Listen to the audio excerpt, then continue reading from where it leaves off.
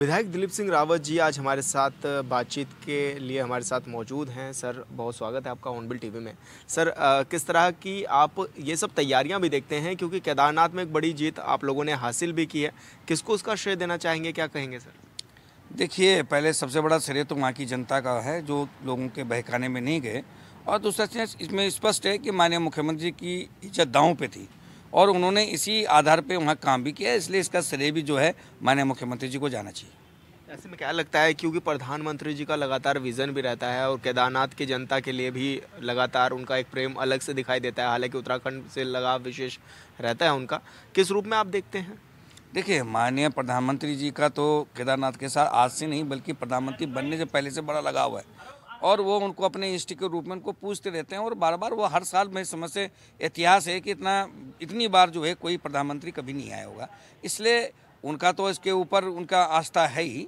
और साथ साथ में ये है कि जब उनकी आस्था है तो माननीय मुख्यमंत्री जी का ये लाजमी है कि वो उसके प्रति ज़्यादा ध्यान देते हैं। तो यही है कि इसी का है कि आज मुख्यमंत्री जी के नेतृत्व में हमने वहाँ चुनाव लड़ा और कार्यकर्ताओं ने बड़े जोश खरोश के साथ काम किया और आज हमको विजय प्राप्त हुई है। अच्छा, लगातार क्योंकि कांग्रेस जो है वो सोना चोरी के आरोप लगाती रही है, वो कहती है कि केदारनाथ में सोना चोरी हुआ है, फिर शीला लेकर के चले गए दिल्ली में, बुराड़ी में। इन आरोपों को आप लोग किस तरह से देखते हैं? देखिए, कांग्रेस ने अफवाह फैलाने की पूरा प्रयास किया और मैं समझता हूं कि इसका जवाब जनता ने पूरी अच्छी तरह से दे दिया कि क्या हुआ क्या नहीं हुआ, क्योंकि जनता से बड़ा, जनादेश से बड़ा कोई निर्णय नहीं हो सकता। तो मेरा कहना है कि अब जनता ने उनका जवाब दे दिया है, इसलिए अब हमको ज़्यादा जवाब देने की जरूरत है नहीं। अच्छा, अभी हाल में निकाय चुनाव भी होने हैं प्रदेश में, किस तरह से आप देखते हैं, तैयारियां कितनी मानते हैं? क्योंकि एक साल पूरा पीछे हट गए निकाय चुनाव, तो इसमें आप कमियां भी मानते हैं सरकार की? देखिए, थोड़ा परिस्थितियाँ ज़रूर थी, थोड़ा गड़बड़ भी हुई है। मैं समझता हूँ कि वैसे समय पे चुनाव हो जाना चाहिए, ये मेरा व्यक्तिगत मानना है। लेकिन क्योंकि आरक्षण से संबंधित रूप में बड़े पेचीदियाँ भी थी, लेकिन अब मुझे सरकार से भी निवेदन है कि बहुत जल्दी जो है निकाय चुनाव हो जाना चाहिए। पंचायतों का भी कार्यकाल खत्म हो गया है, उसको आप किस रूप में देख रहे हैं आज? देखिए, हमने तो सरकार को ये सुझाव दिया है कि पंचायतों का और नगर निकायों का चुनाव एक साथ हो जाए तो ज़्यादा अच्छा रहेगा और अगर अभी कार्यकाल पूरा हुआ है तो तुरंत जो है पंचायत चुनाव भी करा देनी चाहिए। विधायक जी, एक विषय आप ज़रूर अक्सर उठाते हैं, वो है जंगली जानवरों से जो हमले होते रहे हैं, किस रूप में आप देखते हैं? क्योंकि आपके जो क्षेत्र हैं वहाँ पर इस तरह की घटनाएं काफ़ी आती भी हैं, विधानसभा में आप मुद्दे उठाते हैं, तो क्या सरकार नहीं सुन रही है आपकी बात? देखिए, स्टेट गवर्नमेंट का ज़्यादा वन अधिनियम पे ज़्यादा नियंत्रण है नहीं, वो ज़्यादातर केंद्र सरकार का है और उसमें बहुत सारी एजेंसियां हैं, एनजीटी है, बाघ प्राधिकरण है और आपका कोर्ट उसमें बड़ा महत्वपूर्ण भूमिका निभाता है। तो मैं समझता हूं कि मैंने केवल एक निवेदन स्टेट गवर्नमेंट से किया था, माननीय मुख्यमंत्री से किया था कि एक दिन का सदन केवल वन अधिनियमों की समीक्षा पे उन पर चर्चा के लिए कर दिया जाए, ताकि केंद्र सरकार को भी और जो अन्य एजेंसियाँ हैं उनको भी ये पता चल जाए कि उत्तराखंड चाहता क्या है वन अधिनियम से और उसके लिए क्या क्या संशोधन किए जा सकते हैं और क्या उनको आराम दिया जा सकता है। तो ये सारी चीज़ों के लिए मेरा अभी भी निवेदन है और बार बार मैं इस बात पर जोर भी दूंगा कि एक दिन का सदन जो है वन अधिनियम पे किया जाए। किस तरह की दिक्कतें भी आती हैं, क्योंकि आपके क्षेत्र में कई लोग भी आते होंगे, बड़ी दिक्कतें भी होती होंगी, और जब जंगली जानवरों के साथ आमना सामना होता है तो बड़ी दिक्कतें भी होती हैं, कई बार घायल हो जाते हैं, मौत तक हो जाती है। देखिए, बहुत बड़ी दिक्कत है और मैं समझता हूँ, मेरा तो व्यक्तिगत मानना है कि वनों को सुरक्षित करना जो लोगों के लिए गिफ्ट हो सकता है वो हमारे लिए बड़ा दंड का एक कारण बन गया है और हमारी बहुत सारी जो योजनाएं हैं विकास की वो लंबित पड़ी हैं वन अधिनियम के कारण। लोग रोज़ के रोज़ आप देख रहे हो कि छोटे बच्चे से लेके कोई गुलदार का निवाला बन रहे हैं, तो इसलिए आज ये परेशानियाँ तो हैं। तो मेरा केवल ये है कि इसको संशोधित किया जाना चाहिए और अच्छी तरह से जो है इसमें समीक्षा करके इसके नए नियम बनाने चाहिए। फायर सीजन में भी हम लोगों ने देखा कि आगजनी की घटनाएं काफ़ी तेज़ी से बढ़ गई थी, तो ऐसे में क्या आप भी सरकार से ये चाहते हैं कि पहले ही कुछ इंतज़ाम एज ए ठोस किए जाएं, क्योंकि काफ़ी लोगों को परेशानियों का सामना करना पड़ता है आगजनी की घटनाओं से? देखिए, आगजनी अक्सर होती रहती हैं और जितने बड़े भूभाग में जहाँ 67% वन हो वहाँ तो आग लगना इतना बड़ी कोई घटना है नहीं, लेकिन इसको नियंत्रण करने के लिए समय से पूर्व व्यवस्था कर देनी चाहिए। मैं समझता हूँ कि अमूमन फरवरी के महीने से ये व्यवस्था होती है, जबकि मेरा व्यक्तिगत मानना है कि दिसंबर से एक्सरसाइज हो जानी चाहिए कि कैसे हम इस पर नियंत्रण पाएंगे। तो मेरा भी निवेदन है, मैंने चिट्ठी के द्वारा भी लिखा है और माननीय वन मंत्री को भी, वन सचिव को भी लिखा है कि इसमें कहें कम से कम नवंबर और दिसंबर से जो है इसमें अगर व्यवस्था कर ली जाएगी तो ज़्यादा अच्छी तरह से हम नियंत्रण कर पाएंगे। विधायक जी, एक बड़ा बजट जो है वो केंद्र सरकार की ओर से आता है। अभी भी हाल फिलहाल में भी उत्तराखंड सरकार को एक बड़ा बजट मिला है।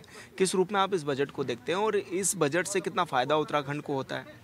देखिए, ये निश्चित रूप से ये है कि हमारा प्रदेश अभी आर्थिक संसाधनों में इतना संपन्न नहीं है, तो इसलिए केंद्र की जो सहायता है वो हमें ज़रूर चाहिए। और मैं समझता हूँ कि जिस उदारता के साथ केंद्र सरकार उत्तराखंड को सहायता कर रही है वो निश्चित रूप से स्वागत योग्य भी है। और जितनी भी पैसे, जितनी भी धन सामग्री या जितना संसाधन हमको केंद्र सरकार के द्वारा दिया जाता है उसका उपयोग आज हमारी सरकार बहुत अच्छी तरह से उसका उपयोग कर रही है।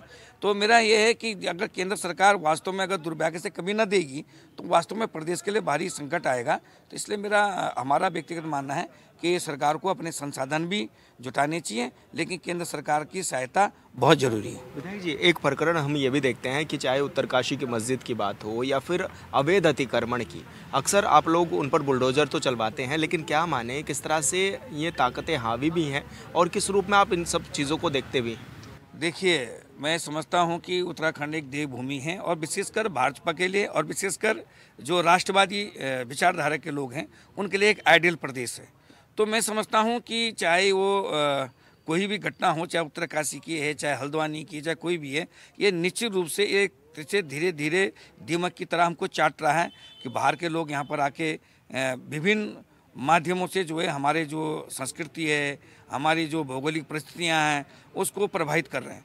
तो मेरा तो सरकार से निवेदन है कि कठोरता के साथ इसका निवारण करना चाहिए और किसी भी प्रकार से धार्मिक स्थल को बनने से पहले या उन जितनी धार्मिक स्थल पहले बने उनकी समीक्षा करनी चाहिए और यदि वो अवैध हैं तो तुरंत जो है उनको समाप्त कर देना चाहिए। मेरा ये व्यक्तिगत सोचना है। अवैध मज़ारों पर आप क्या कहेंगे जिन पर बुलडोजर भी आप लोग चलाते हैं? देखिए, धामी सरकार ने बहुत गंभीरता के साथ अवैध मजारी नहीं बल्कि जो अवैध रूप से जितने भी धार्मिक स्थल बने थे उनको हटाने का प्रयास जो है हमारी सरकार ने किया है। और धामी जी का प्रयास बहुत स्वागत योग्य है कि उन्होंने इसमें बहुत गंभीरता के साथ विचार किया है। और मेरा अभी भी है कि अभी भी 300 के करीब जो हैं मज़ारें ऐसी हैं कि जो अभी भी हमारे सरकारी भूमि में, वन भूमि में, राजस्व भूमि में अवैध रूप से बनी है, उनको भी तुरंत हटाना चाहिए। अच्छा, यूसीसी आप लेकर के आए हैं, कब तक इम्प्लीमेंट करा देंगे उत्तराखंड में? क्योंकि लंबे समय से मांग तो आप लोग कर ही रहे हैं कि भाई जल्दी राज्य में लागू कर दी जाएगी। हालांकि ये भी लग रहा था कि 9 नवंबर को राज्य स्थापना दिवस के तौर पर आप कर सकते हैं, लेकिन अभी नहीं हो पाया है। नहीं, मुझे पूरी आशा है कि अगले वित्तीय वर्ष में जो हमारा मार्च में सदन चलेगा उसमें निश्चित रूप से जो है यूसीसी को लागू कर दिया जाएगा। और क्योंकि उसमें सब तैयारियां पूरी हो चुकी हैं, अब केवल हमको इच्छा शक्ति की ज़रूरत है और शायद ये बजट सत्र से पहले ये लागू कर दिया जाए। विधायक जी, भू कानून की मांग लंबे समय से चली आ रही है, किस रूप में आप उसको देख भी रहे हैं? क्योंकि राज्य सरकार भी सख्त होती हुई नज़र आ रही है और ऐसे में भू कानून की जो मांग है उसको आप कितना सही भी मान रहे हैं, किस तरह से उसको देख भी रहे हैं आप? देखिए, भू कानून आज हमारी आवश्यकता है और हम शुरू से इसके पक्ष धर रहे हैं। और मेरा आज भी मेरा सरकार से निवेदन है कि भू कानून को कठोरता के साथ जो है लागू करना चाहिए ताकि हम पहाड़ को बचा सकें। मुख्यमंत्री के पूरे विज़न को आप किस तरह से देखते हैं? जिस तरह से उन्होंने कमान संभाली हुई है, क्या कहेंगे मुख्यमंत्री के लिए कि 3 सालों का लगभग उनका कार्यकाल रहा है, किस रूप में देखते हैं आप? देखिए, मुख्यमंत्री जी हमारे नौजवान हैं और उनकी सोच भी नौजवान है। वो नए लोगों के बारे में बहुत अच्छी तरह से सोचते हैं और मैं समझता हूँ कि जिस स्टेप बना के वो चल रहे हैं वो निश्चित से स्वागत योग्य है। विधायक जी, उत्तराखंड राज्य के लिए और क्या कुछ करने जा रहे हैं या राज्य सरकार, या फिर जिस तरह से हम देखते हैं कि आपदाओं का दौर भी अक्सर रहता है उत्तराखंड में और बड़ी संख्या में 4 धाम यात्री आते हैं उत्तराखंड में, उनकी सुविधाओं के लिए क्या कुछ बेहतर हो? देखिए, इस समय मैं समझता हूँ कि जब से उत्तराखंड बना है तो हमसे कम से कम 10 गुना जो है पर्यटक आए हैं हमारे, तो उसमें धार्मिक पर्यटक जो है सबसे ज़्यादा हैं। तो मेरा निवेदन ये है सरकार से कि धार्मिक पर्यटन के लिए भी और अच्छी तरह से व्यवस्था की जा सकती है, लेकिन नियम कानूनों के साथ। और जिस तरह से नियंत्रण करने के लिए हम पिछली बार हम कर चुके हैं, जो प्रयोग कर चुके हैं, उसमें बहुत सारी खामियां रह चुकी हैं।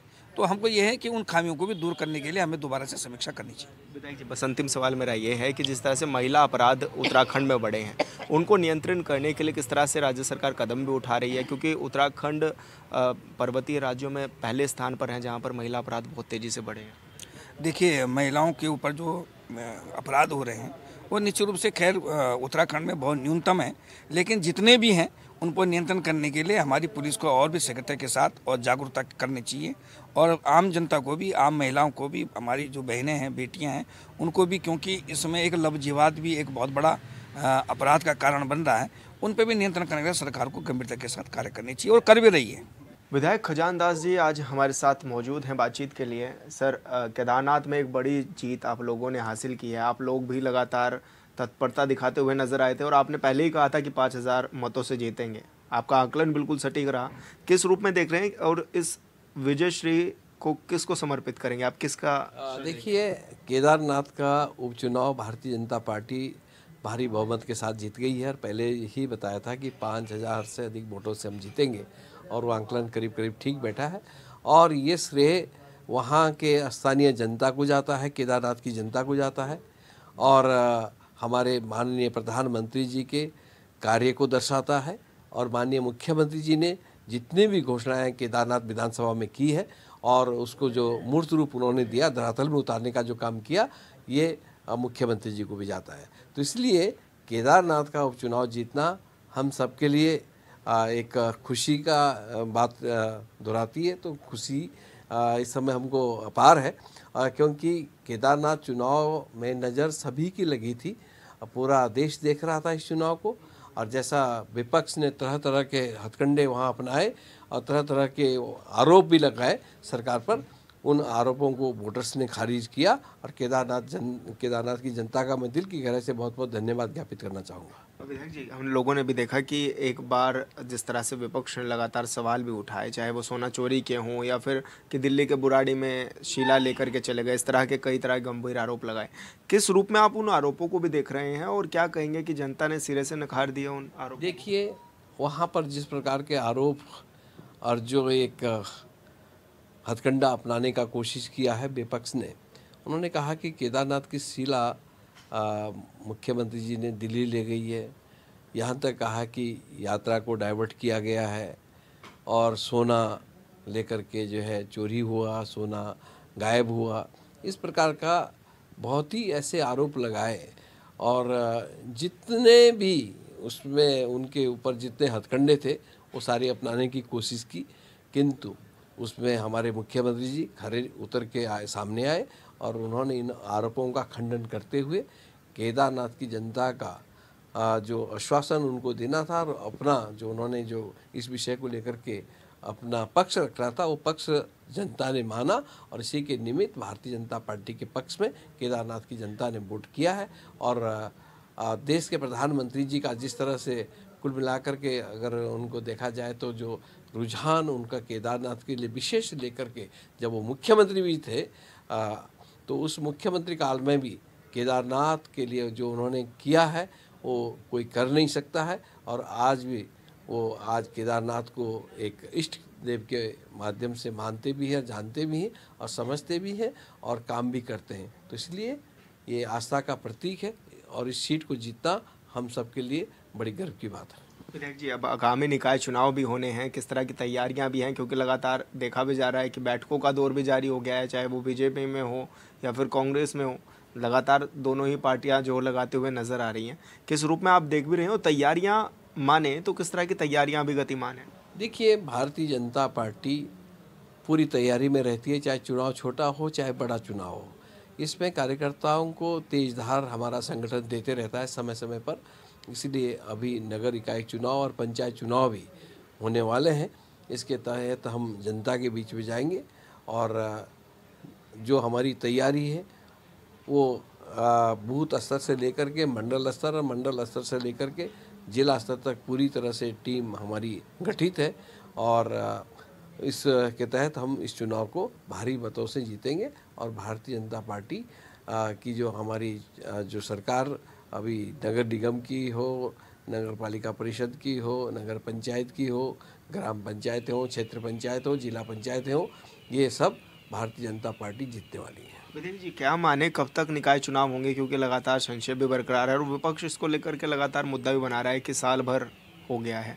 देखिए, भारतीय जनता पार्टी ने जो अपनी संगठनात्मक चुनाव होने थे अभी उसमें ब्रेक लगाया है और अभी सारा ध्यान हमारा केंद्रित है चुनाव को लेकर के कि नगर इकाई के चुनाव भी होने हैं, पंचायतों के चुनाव भी होने हैं, इसके बाद संगठन का चुनाव होगा। तो इसलिए पूरी तैयारी के साथ लगे हैं और हम जब भी सरकार चाहे और चुनाव आयोग चाहे वो घोषणा करें और उसके बाद हम चुनाव में जाएंगे। विधायक जी, एक जिस तरह से यूसीसी का ड्राफ्ट आप लोगों ने तैयार किया, उसको मंजूरी भी दिलाई, अब क्या माने कब तक राज्य में आप लोग लागू भी करने जा रहे हैं और इसका कितना फ़ायदा आप लोग देख रहे हैं यूसीसी का प्रदेश में? सबसे पहले तो माननीय मुख्यमंत्री श्रीमान पुष्कर सिंह धामी जी का दिल की गहराई से धन्यवाद ज्ञापित करना चाहूँगा कि एक ये उत्तराखंड एक इतिहास बन गया है कि पहली बार समान नागरिकता कानून अगर किसी ने बनाया है तो माननीय पुष्कर सिंह धामी जी ने इसको बनाया, और बनाया नहीं उसको लागू भी किया, और इसकी जगह जगह पे चर्चाएं भी हो रही है। और माननीय मुख्यमंत्री जी जब भी चुनाव प्रचार में जाते हैं, किसी भी राज्य में जब जाते हैं तो इसकी चर्चाएं होती है, वहाँ से क्वेश्चन भी पूछते हैं लोग, उसका जवाब दिया जाता है। और ये हमारे लिए गर्व की बात है कि हमने इसको लागू करने की जो एक रणनीति बनाई है उसमें सफल हुए हैं, और मैं पुनः अपनी सरकार का और मुख्यमंत्री जी का दिल की गहराई से धन्यवाद ज्ञापित करना चाहूँगा। विधायक जी, लगातार केंद्र से बजट मिल रहा है विकास कार्यों के लिए, किस रूप में आप उसको देख भी रहे हैं? क्योंकि हाल फिलहाल में जब गृह मंत्री अमित शाह ने बैठक भी ली और अलग अलग राज्यों को पैसा भी उपलब्ध कराया, तो किस तरह से उसको भी देख रहे हैं और कितना विकास कार्य अब उत्तराखंड में होंगे? देखिए, लगातार केंद्र सरकार उत्तराखंड का ध्यान रख रहा है। उत्तराखंड के लिए अभी हाल ही में उन्होंने 160 करोड़ का अतिरिक्त बजट भी दिया है, और बजट जब उत्तराखंड में आ रहा है तो उसका कहीं पे मिसयूज ना हो, उसकी पैनी नज़र हमारी सरकार की बनी हुई है। मुख्यमंत्री जी निरंतर इसमें समीक्षा कर रहे हैं और उत्तराखंड के विकास के लिए कहीं पे भी कोई कमी ना हो। और ये जो वर्ष है हमारा आने वाला जो 2025 सब शुरू होगा, तो एक हमको एक नया करना है उत्तराखंड के लिए। जिस तरह से जो माननीय मुख्यमंत्री जी ने कहा है कि जब हमारा 25 वर्ष का उत्तराखंड होगा तो एक अलग ही नज़र आएगा। इसी के निमित्त हम सब कार्य में लगे हुए हैं। हमारे तमाम अधिकारी हो चाहे हमारे जनप्रतिनिधिगण हो, सब अपने अपने कार्य में लगे हैं। विधायक जी, प्रधानमंत्री जी ने कहा था कि अगला दशक उत्तराखंड का होगा, किस रूप में आप उसको देख भी रहे हैं और किस तरह से विकास कार्य और बढ़ेंगे? क्या कुछ विजन लेकर के चल रहे हैं आप लोग? क्योंकि प्रधानमंत्री जी जब आए थे इन्वेस्टर समिट के दौरान तो उन्होंने कहा था कि उत्तराखंड वेडिंग डेस्टिनेशन बन सकता है, बहुत अच्छा ये उन्होंने कहा था कि इसको रूपरेखा दी जा सकती है। किस रूप में देख रहे हैं आप उनके सोच विचार? मैं कहना चाहूँगा कि माननीय प्रधानमंत्री जी ने बाबा केदारनाथ की धरती से कहा था कि ये दशक उत्तराखंड का होगा। इसी के निमित्त हम लोग काम भी कर रहे हैं, और मुख्यमंत्री जी ने भी कहा कि जब 25 वर्ष का उत्तराखंड होगा तो एक अलग दिशा की ओर आपको दिखेगा। तो इसलिए हम जो विकास अभी तक हम नहीं कर पाए, वो विकास का बिल्कुल एक खाका तैयार हो रहा है। सरकार ने निर्देश दिए अधिकारियों को कि आप खाका तैयार करें कि क्या हम अच्छा कर सकते हैं उत्तराखंड के हित में। देखिए, समस्याएं आती है और समस्याओं का निदान होता है, और एक जो सपना हमारे शहीदों ने उत्तराखंड को एक इसको बहुत ही एक अच्छा प्रदेश बनाने की जो सपना देखा था, वो सपना साकार करने की कोशिश की जा रही है। और मुझे लगता है कि आने वाला समय जब साल 25 का आएगा तो ये आपको नज़र आएगा कि विकास किस रूप में हो रहा है। आंदोलनकारियों ने भी बड़ी शहादत दी है अपने उत्तराखंड को बनाने के लिए, और अब सरकार भी उनके लिए काम कर रही है। 10% क्षेत्रीय आरक्षण देने की भी तो पहले ही बात की थी, हालांकि अब डीएम्स को भी सभी को निर्देश दे दिए हैं, मुख्यमंत्री ने भी, कि उनको प्रमाण पत्र दिए जाएं। किस रूप में देख रहे हैं और कितना फ़ायदा उन लोगों को मिलेगा? सर देखिए, क्षत्रिय आरक्षण की बात करते हैं, 10% आरक्षण जो आंदोलनकारी है उत्तराखंड के, जिनकी वजह से आज हम चाहे विधायक हो, चाहे मंत्री हो, चाहे मुख्यमंत्री हो, जो हम बने हैं उन्हीं की वजह से बने हैं। उनकी शहादत को हम कभी नहीं भूल सकते। किंतु जो सपना एक शहीदों ने देखा था कि उत्तराखंड का स्वरूप क्या होगा, उसके निमित्त अभी हम पूरे खरे नहीं उतर पाए।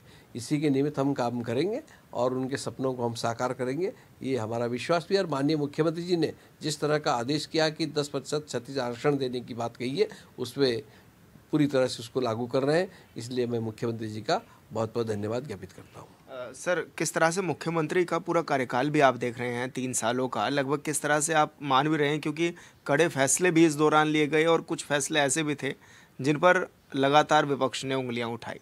किस रूप में आप उसको देखते देखिए, मुख्यमंत्री जी एक उनकी सोच एक तीव्र सोच है, एक युवा सोच है और भविष्य का उत्तराखंड कैसा हो इस सपने को वो संजोए है और उसी के तहत काम भी कर रहे हैं।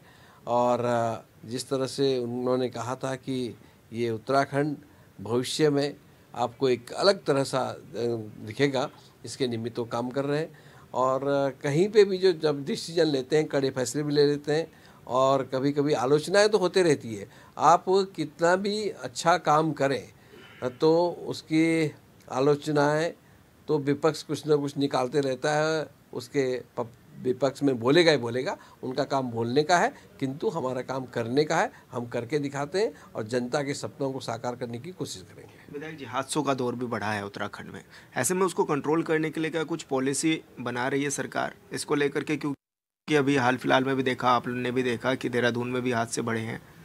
देखिए, बहुत ही दर्दनाक दुखद घटनाएं तब से हो रही है और जो अभी तक रुक नहीं पा रही है। ये हम सब के लिए एक बहुत ही दुखद घटना घटित हुई है और इस तरह से ओवर स्पीड को लेकर के और दुर्घटनाएं कम हो, इसको लेकर के हमारी पुलिस प्रशासन भी चिंतित है। अब मैं देख रहा था कि कल रात में बहुत 1 बजे के लगभग देहरादून आ रहा था ये कार्यक्रम से लेकर के, तो वहाँ पर देखा कि पुलिस बड़ी सतर्कता से प्रत्येक गाड़ी को चेक कर रही है, प्रत्येक गाड़ी की स्पीड को देख रही है, क्या किसी ने नशा तो नहीं ले रखा है, इसको चेकिंग कर रही है। तो इसलिए पुलिस प्रशासन बड़ी तीव्रता से काम कर रही है और इस पे कंट्रोल करना थोड़ा सा हम लोगों को भी सोचना चाहिए। जो जिनके पास गाड़ी है या छोटी गाड़ी हो, बड़ी गाड़ी हो, स्कूटर्स है, उनको संभल करके चलना चाहिए। जीवन सर्वोपरि है, जीवन को खतरे में न डाल करके अपने आप को भी बचाना चाहिए और अपने आप को बचना चाहिए। इसलिए मेरा सभी से ये निवेदन भी है कि आप ट्रैफिक रूल्स का परिपालन करें, नियम के अनुसार चलें। अंतिम सवाल मेरा ये है सर, जिस तरह से आपदाओं का दौर भी देखा जाता है उत्तराखंड में, ऐसे में 4 धाम यात्रा भी चलती है, जोरों शोरों से चलती है। इस बार क्या कुछ आप बेहतर प्लानिंग करने जा रहे हैं? किस तरह की व्यवस्थाएं आप देने की बात कर रहे हैं? देखिए, पिछले साल एक तो इलेक्शन थे पूरे कहीं कहीं प्रदेशों में, उस इलेक्शन में भी हमारे नेतागण, हमारे मंत्रीगण, हमारे मुख्यमंत्री लगे पड़े थे। कुछ थोड़ा सा उस समय ट्रैफिक व्यवस्था या यात्रियों को जो सुविधा देनी चाहिए थी वो हम उतना जल्दी नहीं कर पाए, किंतु बाद में मुख्यमंत्री जी ने स्वयं कमान अपने हाथ में ली और उन्होंने यात्रा रूट और यात्रियों को फिर उनकी हेल्प की जितनी भी कर सकते थे। किंतु अब ऐसी कहीं पे भी कैसी घटना घटित न हो और इस प्रकार से जो रजिस्ट्रेशन होता है उनको पूरी तरह से चेकिंग करते हुए उनको भेजेंगे और पूरे नियम और कानून के तहत चलेगा। सर, लोकप्रिय विधायक आप बने हुए हैं क्षेत्र के, लगातार समस्याओं को आप उठाने का काम करते हैं, फिर अधिकारियों को भी अड़काना पड़े तो उसमें भी आप पीछे नहीं रहते हैं। किस रूप में आप अपनी खुद की छवि को भी देखते हैं और क्या माने जनता से जो जुड़ाव है उसके पीछे की क्या कुछ वजह? देखिए, ऐसा कुछ नहीं है। देखिए, हम लोग जनप्रतिनिधि है, जनता ने चुना है, तो इसलिए जनता के भाव को देखते हुए, जनता की पीड़ा को समझते हुए जनहित में हमको कार्य करना चाहिए। और सरकार हो चाहे विपक्ष हो, उनको एक पहलू को देखते हुए समाज के हित में काम करना चाहिए। और दूसरा, मैं अगर अपनी बात करूं, मैं छोटे से सीढ़ी से लेकर के यहाँ तक पहुँचा हूँ और मुझे पूरा पता है और पता करने की मैं कोशिश करता हूँ कि क्या किसी के मन में किस तरह की पीड़ा होती है और मैं उस पीड़ा को समझता भी जानता भी हूँ। इसलिए मेरा यही रहता है कि अधिकारी भी उनकी क्वालिफिकेशन के अनुसार उनको अधिकारी बनाया है जनता की सेवा के लिए, और जनप्रतिनिधि भी जनता से चुन करके आता है जनता की सेवा के लिए। तो फिर ऐसी व्यवस्था नहीं होनी चाहिए। एक दूसरे का सम्मान करते हुए कार्य में, जनहित के कार्यों में कोई भी कमी नहीं होनी चाहिए और कोई भी दिक्कत नहीं आनी चाहिए। किंतु कुछ अधिकारी ऐसे होते हैं जो कार्य को उलझाने का काम करते हैं, वो ठीक नहीं है। इसलिए कभी कभी तेवर तिब्र भी दिखाने पड़ते हैं। तो इसलिए इसमें बुरा मानने की भी आवश्यकता नहीं है। अपना कर्तव्य अपना काम कीजिएगा। जनहित के लिए हम लोग हैं तो जनहित का काम करेंगे। धन्यवाद सर, हॉर्नबिल टीवी से बातचीत करने के लिए। विधायक खजान दास जी को आप सुन रहे थे, जो कि तमाम विषयों पर हमसे बातचीत कर रहे थे। उन्होंने बताया है कि तैयार हमेशा रहती है भाजपा, चाहे वो चुनाव के दौरान हो या फिर विकास कार्यों के दौरान। हॉर्नबिल टीवी के लिए देहरादून से विशाल गर्ग।